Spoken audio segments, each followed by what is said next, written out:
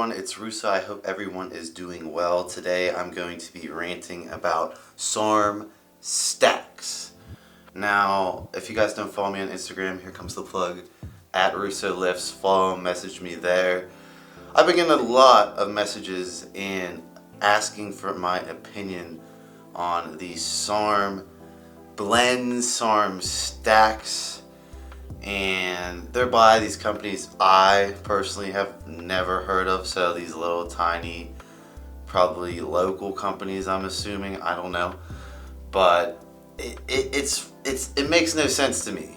So these stacks that these supplement stores are selling or whatever have 3, sometimes 4 SARMs in the same bottle at all, the peak dosages, the optimal bro science dosages.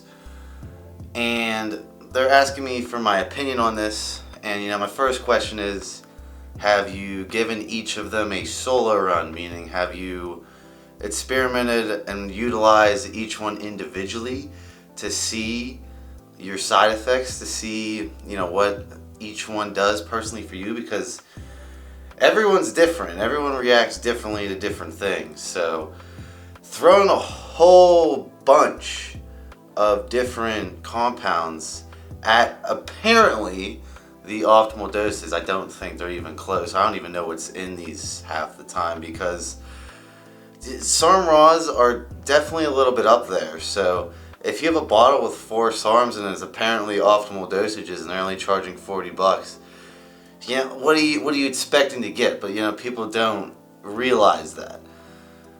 But when you have all those in there and you start getting side effects, it's not like if you had them individually and you're controlling the dosages individually and you were able to take things out and you had experience.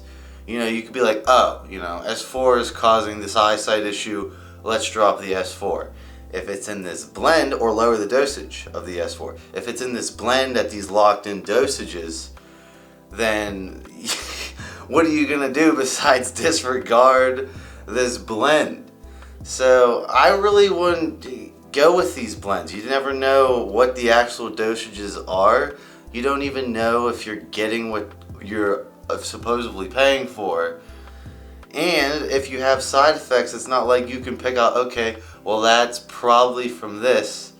If you have no experience with any of them, or if you do have experience with them, it's not like you can individually take the problem out. Normally you would just have to go right into PCT or call it quits. The biggest annoyance I've seen so far with these blends locally, someone at my gym came up and showed me one of them, and it had a rimestane in it. So for those who don't know, SARMs do not convert to estrogen or DHT.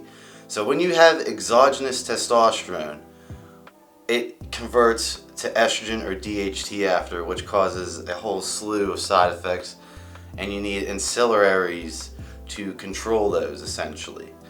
With SARMs, they don't convert directly to estrogen or DHT, which is a good thing, but also means if you have no exogenous testosterone base under the SARM, you're relying on your endogenous or your naturally produced testosterone for your estrogen, because like I said before, you need a normal amount of estrogen to be anabolic and to have libido, joints, it's good cholesterol. There's a whole bunch of reasons why you need estrogen. So when you start adding in these high binding affinity, super hard binding affinity SARMs, I can't talk today, SARMs, they're going to start beating your natural testosterone receptors. Your body's going to see this. Your body's going to start shutting off its natural testosterone production, or at least bring down or suppress its natural testosterone production. This natural testosterone you need just to be converting to estrogen so you can maintain normal estrogen. Eventually, and especially with these multi-whatever blend SARMs, you're pretty much going to shut yourself completely down. And if you're not under an exogenous base of testosterone, once you're shut down, there's no estrogen being converted, which will crash your estrogen. That's why you don't really want to utilize AIs throughout the entire cycle of a real SARMS cycle if you have no exogenous form of estrogen that you're working with. So this blend has arimistane, which is an anti-estrogen. So this person was wondering why their joints and libido was completely gone. And that's because for some reason, these people thought it would be a good idea to put arimistane in this giant blend, this giant thing of 3 SARMs.